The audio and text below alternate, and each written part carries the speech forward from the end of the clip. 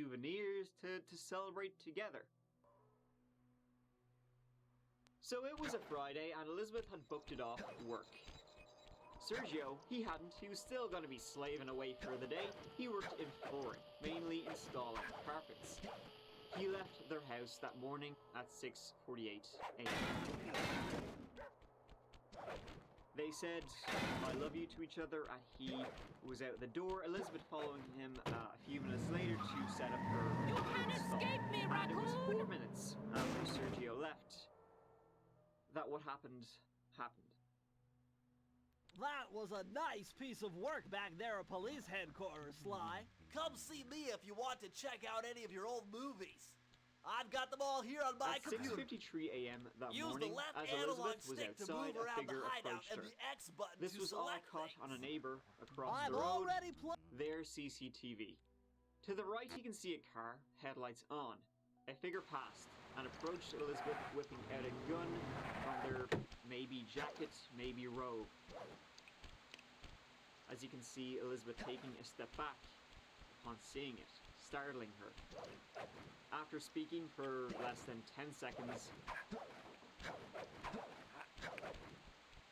this person then shot Elizabeth 3 times in the chest. Then, when she fell over, stood over her and shot her in the head as she lay. An execution shot. The message you just found Then they sprinted back to their car and drove off. here in the van. After hearing the gunshots, neighbors called 911 and Elizabeth was rushed to hospital. It'll be to crack She would pass away the next day from her injuries at the same hospital she would go to in cosplay to cheer up the sick. As an organ donor, her father told the crowd her body saved the lives of 4 people. And on what would have been their 5th wedding anniversary, her husband fought back tears during a vigil in front of their Tomball area home. The important thing here is to focus on justice for Liz. In the same driveway where Elizabeth Barofta was murdered That a week large ago, vault has got to be somehow related to... Kiss her goodbye. And tell her I love her. family, friends, and neighbors gathered to honor her. She was just amazing. She was just selfless and she loved everyone. Most came with a wand or lightsaber. Liz was a big Harry Potter and Star Wars fan. In life, sometimes channeling a stormtrooper for charity and smiles. My daughter Liz spent her life healing and spreading love and cheer to all of those around her. The 29-year-old was gunned down as she was setting up for a garage sale last Friday morning. A neighbor's security video captured the shooting, the killer running away. Another caught the shooter's truck. No one has been arrested. Her family appealed for information. I love you, Liz. With all my heart. Then eyes looked to the sky. It's believed that Elizabeth, she was the target. Nothing was stolen. No items, no money, they didn't go into the house.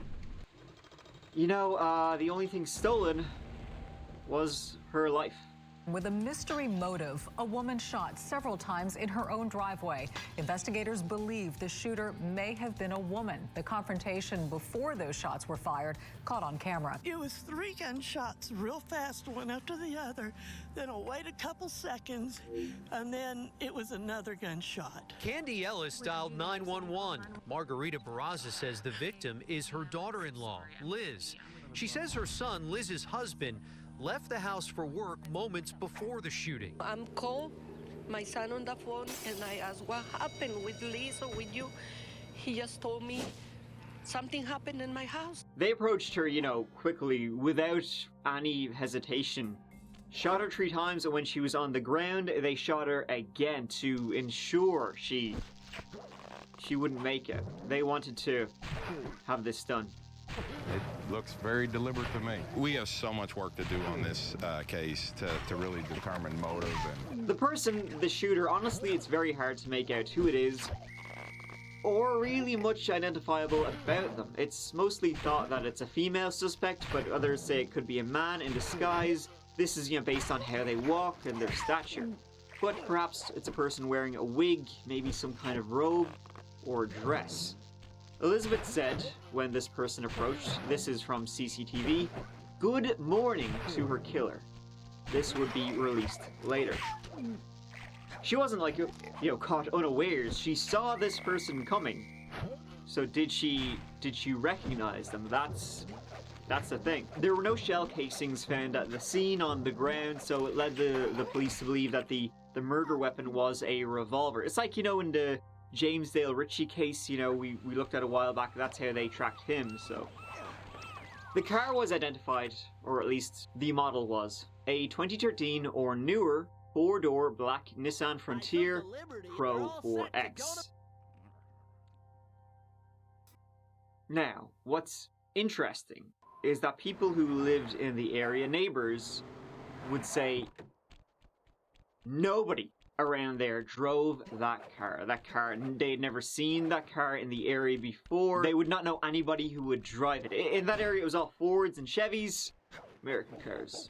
This was, not a case of mistaken identity. You can tell by how they approached her, and they seem familiar with what they did.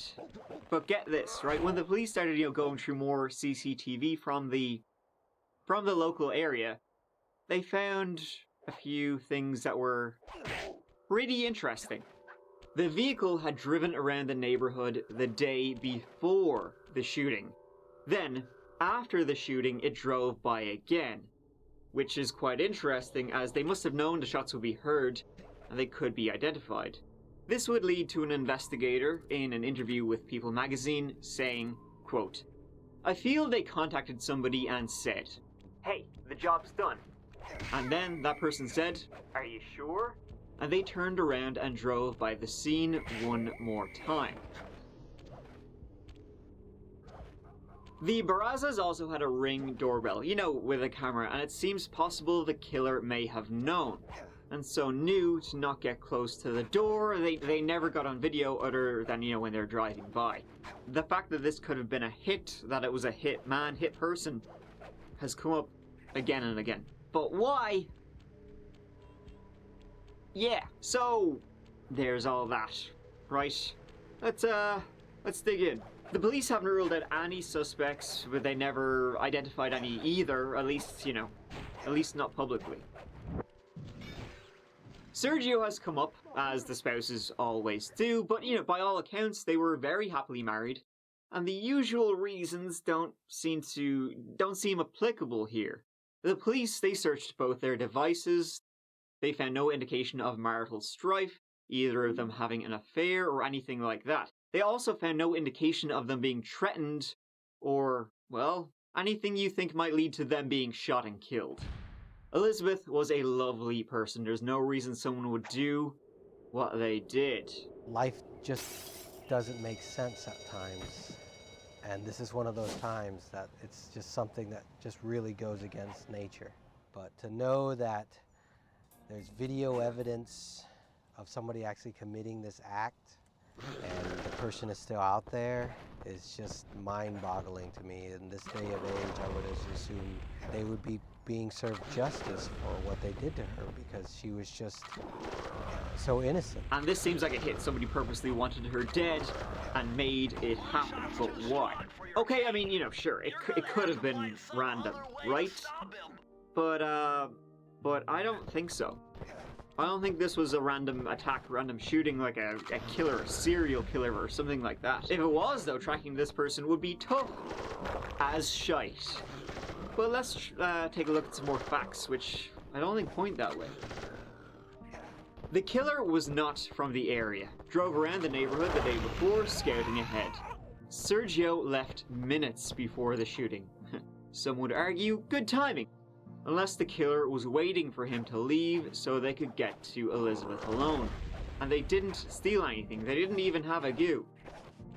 And one more thing. This happened like right before 7 a.m. Right? Just before everything would start getting busy, rush hour was looming. But Elizabeth would be alone on the street at the time. Elizabeth was there alone at this time, setting up her little, stall, getting her bits and bobs together, a stormtrooper helmet she was gonna sell, getting that ready.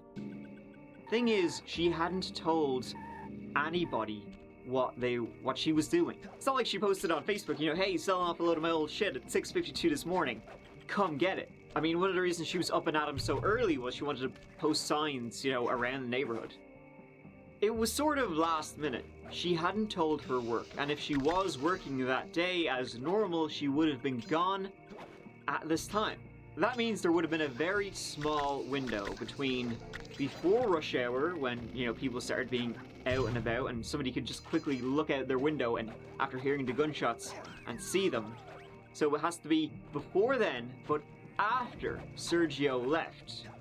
And also Elizabeth was on a quiet street out in the open.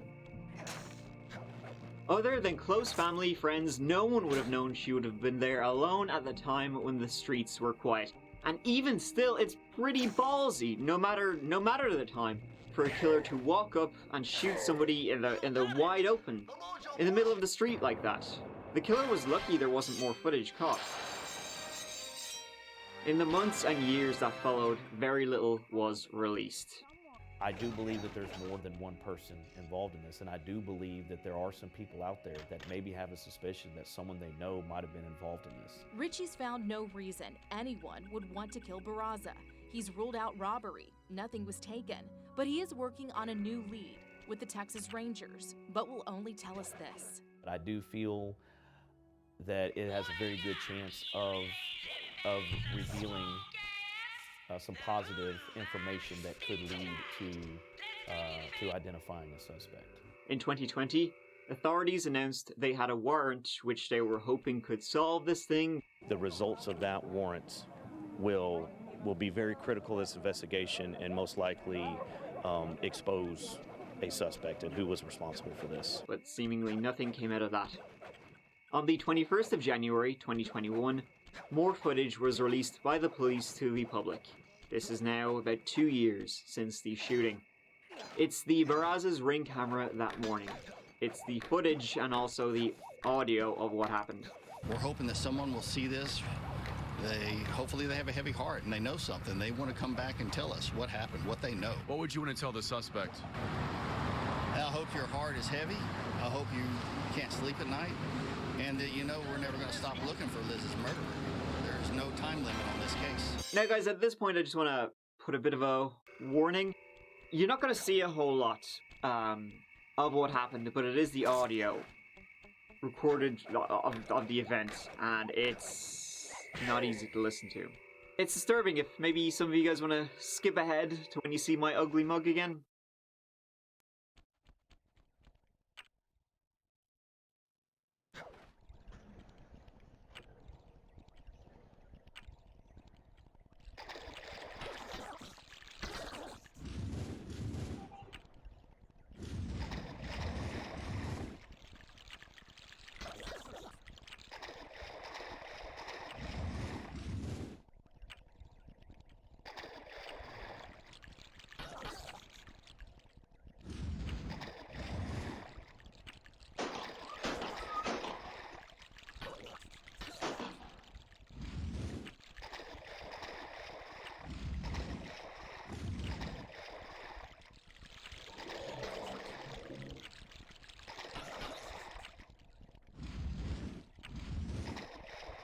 Now, it's nearly impossible to make out what's being said other than the good morning Elizabeth says, but it sounds like you can hear "kill you" being said.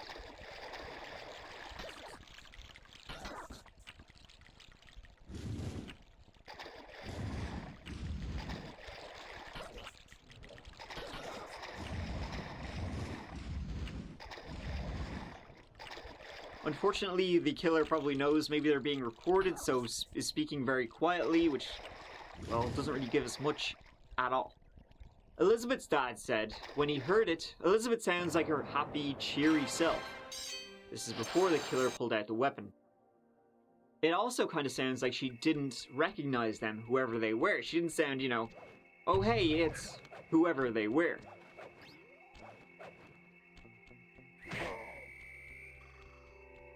Which then, you know, lends a credence to it being a hit, or somebody else, if it was intentional, and I believe it was. But why? Now, the police have said they've identified people, not naming them. They said Sergio, other family members, they've all cooperated with the investigation. There's currently a $20,000 reward at Crime Stoppers of Houston for any information leading to an arrest. The reward actually, it kind of got there because of a donation from Peter Mayhew's Foundation. He's the guy who played Chewie in Star Wars. But unfortunately, to date at least, that's it.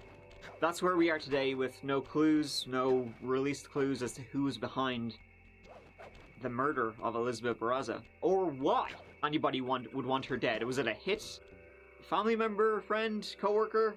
Somebody from the 501st Legion? Something to do in that world of cosplays and stuff? Did she piss somebody off, you know, unwittingly, and they wanted her gone? Well, somebody was angry at her enough to either go after her themselves or send somebody after her. Hopefully, one day we will find out who.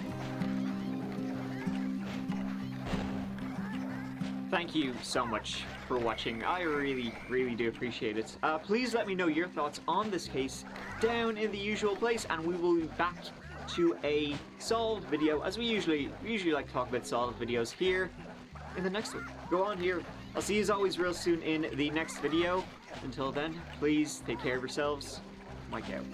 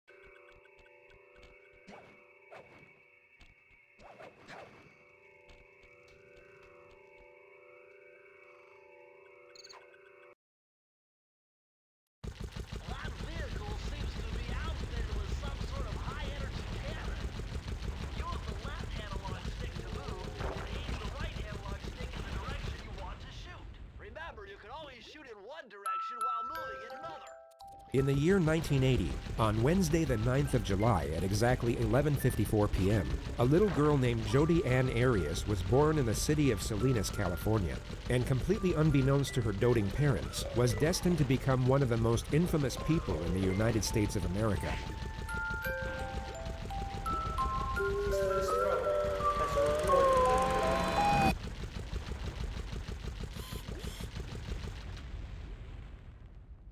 From what we know about her behavioral sequences, and despite what her defense team would later want you to believe, there's virtually nothing in Jodi's childhood that can be linked as a contributing factor to what she would eventually be capable of. The only thing worth mentioning was that she dropped out of high school in the 11th grade to pursue a career in photography, but it went nowhere, so she began working at a hotel restaurant, which became her occupation for the next 8 years. In February of 2006, at 26 years of age, she began a new job as a salesperson for a network marketing company called Prepaid Legal, and it was through this occupation where she crossed paths with fellow sales representative Travis Alexander, a 28-year-old practicing Mormon from Arizona, who also worked part-time as a motivational speaker. When you get someone in the briefing, they say no, that counts. When you get someone fully exposed and they say no, that counts. Every time you get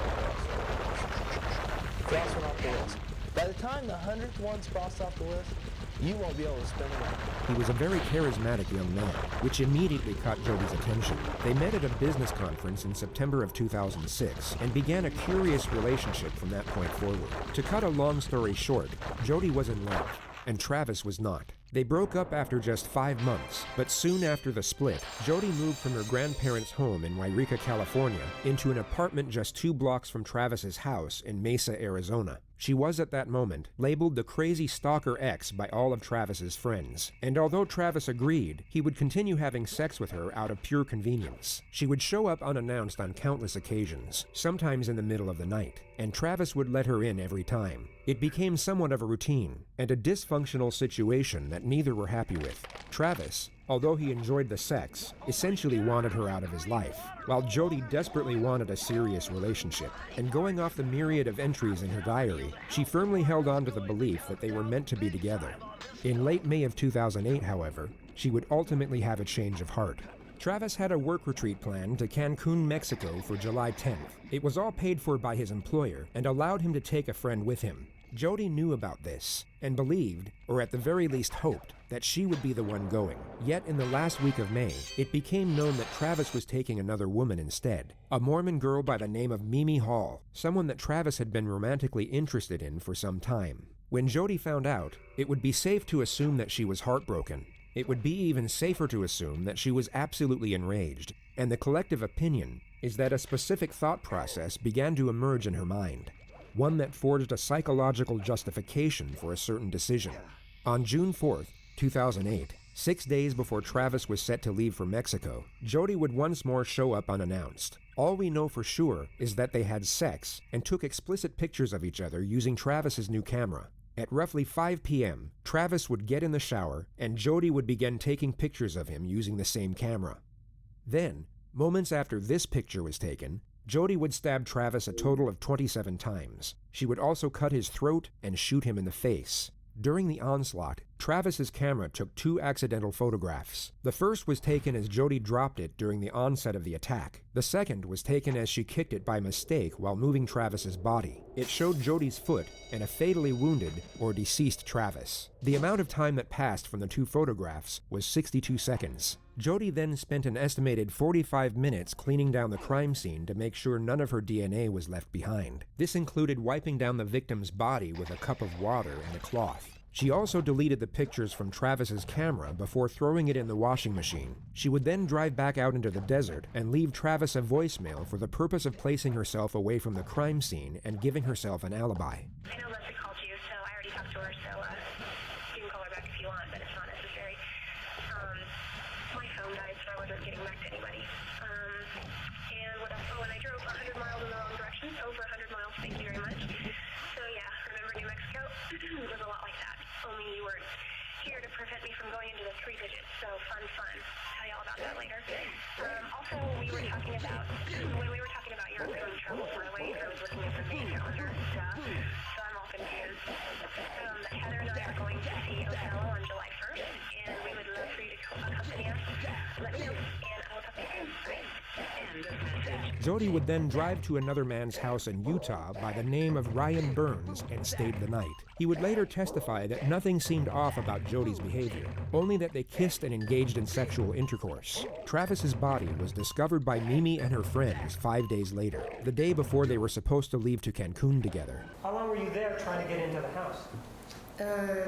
Just, a couple of minutes. I banged on the door, rang the doorbell over and over again. Nobody answered.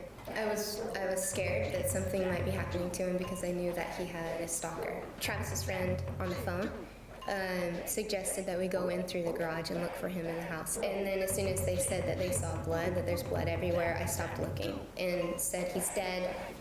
He's dead. And so immediately I called the police. After the news of Travis's death broke the following day, Jody called the police and offered to help with the investigation. She was then transferred to the lead detective, Esteban Flores of the Mesa Police Department. The most notable detail of the phone call was that Jody agreed to provide a sample of her DNA. Over the following month, forensics were able to uncover the deleted photos from Travis's camera, and despite her best efforts, discovered Jody's DNA all over the crime scene. During this time, oblivious to the evidence that was building against her, Jody would post multiple pictures of her and Travis on Facebook, alongside emotional messages to Travis himself. She even sent his family flowers and a letter expressing her grief over his death. The Mesa Police Department launched their case against Jody on July 15th. 41 days after the murder. Detective Flores would be the one to conduct her interrogation. He had spoken with her once over the phone and was present when she was fingerprinted and swabbed for DNA. The Siskiyou County Police arrested Jody at her grandparents' house at 7:35 a.m. and only said they had a warrant for her arrest without giving further information. She was placed in handcuffs and didn't once ask what she was being arrested for in the 6-minute drive to the local police station.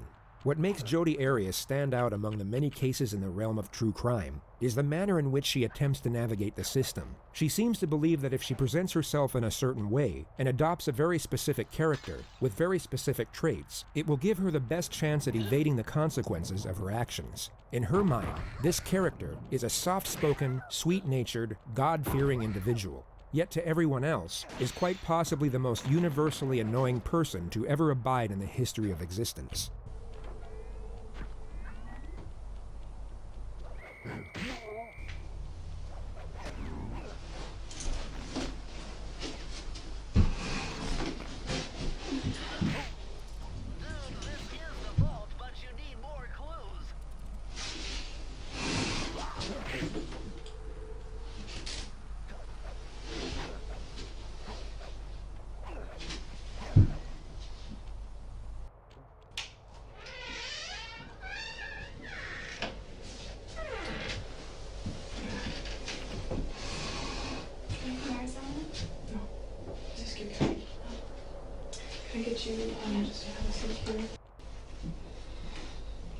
In the next moment, Jodi will hear Detective Flores approaching the room. She will then abruptly place her head on the table to make it appear as if she's sleeping.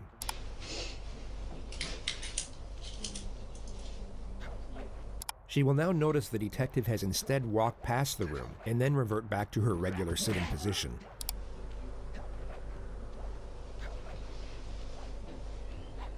For whatever reason, Jodi wants to appear as if she's in a far calmer state than she actually is. She wants the detective to believe that she's relaxed enough to doze off, when she is in fact extremely alert and anticipating his arrival. She places her head back on the table to feign a placid state once more, and you'll notice her left shoulder hovers in what looks like a very uncomfortable position for just over a minute.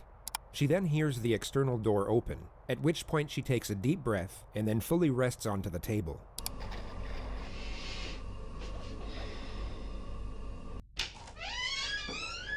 Okay, let me get those off you. So you remember me? Of course I do. I traveled all the way up here to come talk to you. Because, you know, I've been working on Travis's case ever since it happened.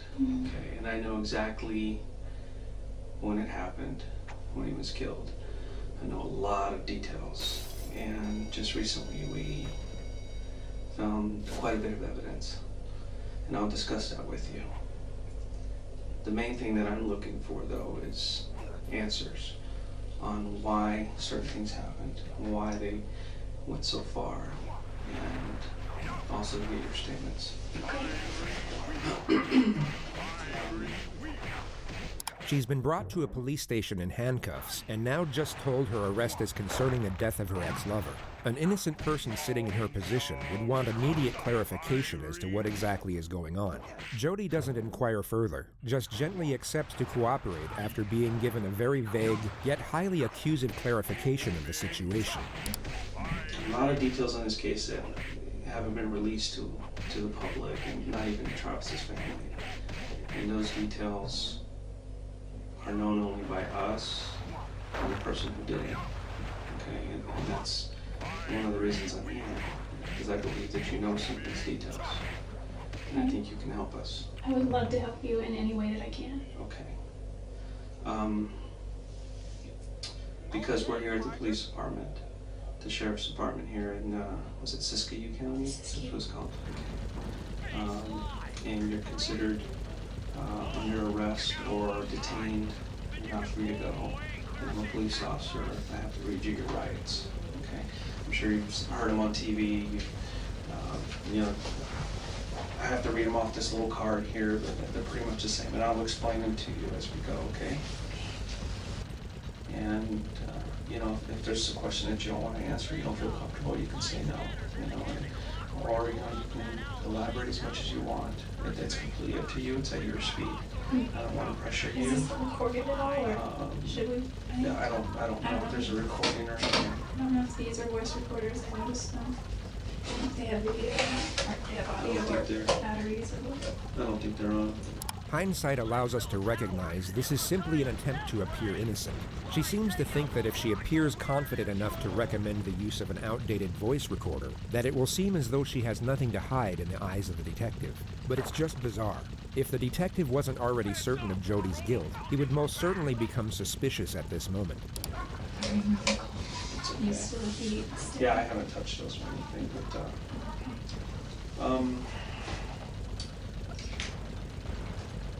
Jody's mind would be racing here, yet she desperately wants her exterior self to appear calm. She's so focused on having this nonchalant disposition that she completely fails to realize her behavior doesn't match the situation whatsoever. She's in a state of hyperarousal while feigning a state of composure, and the end result just looks very strange. It gives reason for her unusual infatuation with a voice recorder, and also for her oncoming sitting position, which really can't be described, only compared to a sea lion peeking over a rock. they're not on, so what I want to do is just get to the bottom of it. Everybody wants to know, okay? And so I'm going to ask you some questions. You can voluntarily answer them if you want. Okay, is that cool? Yeah, that's fine.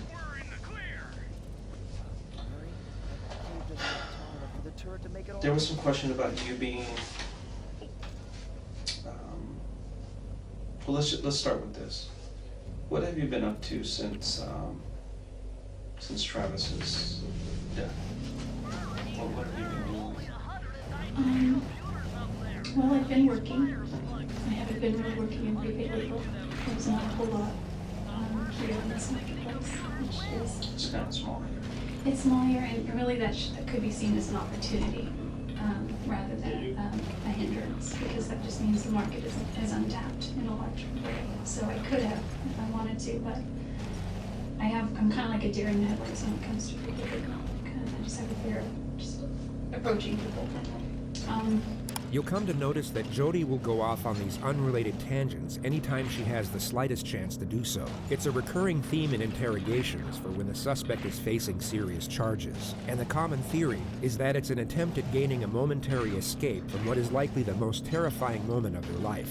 Going into detail about topics completely unrelated to the situation at hand essentially delays the onset of their new reality. Forensic psychology views this as a form of denial and also a subconscious coping mechanism. This particular tangent was about the local climate and multi-level marketing, but she'll also ramble about photography, religion, relationships, spirituality, household pets, her ex-boyfriends, road trips, hitchhiking, designer clothing, and computer virus software. The detective subtly nudges her away from the theme of network marketing and onto the topic of Travis. She starts off with a Facebook post she made in his memory. I realized looking back on it that it was kind of sounded immature. It's more like my dear Travis kind of letter, and so I took it down because personal. Yeah, some of it was more personal, not too personal, nothing inappropriate. Just I just felt funny. I think because I'm a photographer, I tend to communicate more through pictures. So I posted a ton of pictures that I have of him, and I have a ton more that I just can't access right now. And videos and things that I know his family would want, but She then explains how it's hard to talk about Travis's death with the guy she's now dating. And we've been talking a lot, and we try not to talk about that because it's kind of like, ugh. And plus, Travis is my ex-boyfriend, but at the same time, he's my friend. So while I'm mourning my friend, how do you talk to your new potential, possible, maybe person that you might start dating about your friend, even though he was your ex-boyfriend? So it's kind of a gray area. The detective knows she'll happily trail off until the morning comes, so he cuts her off and locks her into the situation at hand. And I've talked to a lot of people, and everybody's pointing a finger at you. You know, everybody is saying, I don't understand what happened to Travis. I don't know who killed him. But you need to look at Jody. And sometimes the simplest answers are the correct ones. One of the most fascinating parts of this interrogation is how long the detective allows Jody to cling on to hope. For the first 45 minutes, she will be terrified, yet still believe there's a chance she will be going home at the end of it. The detective will hint at her suspicions and culpability in a gradual manner, yet not directly accuse her until a much later stage. Dangling the idea of hope above someone's head while simultaneously hinting at the grim future that awaits them would perhaps be considered cruel in most other circumstances. Yet on this occasion, it is tolerated for a tactical purpose, which is to allow for as much divulgence from the suspect as possible. Her fear will cause her to panic. Not enough to the point where she completely locks up, but just enough so that she continuously tries to claw at her own salvation, and in the process will divulge information that will be extremely damaging to her defense later on. And that's one of the reasons I started looking at you a little bit closer. And over the last month or so, I've gotten into Travis's life, talked to all his friends, his family. I got a really good understanding of who he is now.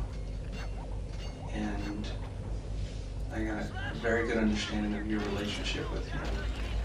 Obviously, you weren't boyfriend and girlfriend anymore, but you were still having a sexual relationship, which, Does his family know about that? Just curious. No, his family doesn't know anything. Yeah. I'm interested in protecting how he's remembered as well, and Just for the purpose of integrated context, at Jody's trial, she would label Travis a sexual deviant, a domestic abuser, and a pedophile. He truly had feelings for you. And for some reason, he felt that the relationship between you and him was somewhat unhealthy, but he couldn't stop it. And I assume that's probably maybe the same way you felt about him, or maybe you didn't understand why he didn't believe it was healthy. no, I didn't think it was healthy either, spiritually at least, and probably emotionally, but mostly spiritually. And I think that kind of, once you have something that's not healthy spiritually, it filters through all aspects of your life. Her dialogue alters from spirituality to her work history and then to her finances before moving on to her family. Bear in mind she wasn't asked about any of this. Financially, I wasn't doing well. I missed my family. I moved away shortly after high school, and I come back to visit, but I realized over the years I've missed out on a lot of things. My little brother and sister missed out on just their karate or their baseball or cheerleading or... The detective nudges her back to the subject of Travis once more. He asks if the sexual element combined with his religion was the reason the relationship didn't work. Jody then takes it upon herself to recount her sex life history and simultaneously preach about her own devotion to the Bible. I've had a couple of serious relationships before where I was intimate with a few people, and it's kind of silly, but I used to always joke that regardless of what the Bible says, and yes, I'm Christian, I just live my life by the 10 Commandments, and those are my rules. You know, thou shalt not this or that, but it doesn't say thou shalt not murder. So I just used to joke about that. We did pray about it. I remember we knelt by his bed once,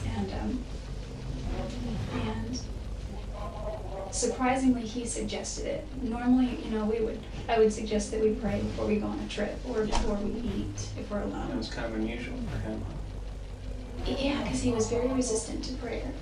He's like, so I'd say, will you say a prayer? He's like, why don't you say a prayer? Why don't you say a prayer? Why don't you say a prayer? So we'd go back and forth.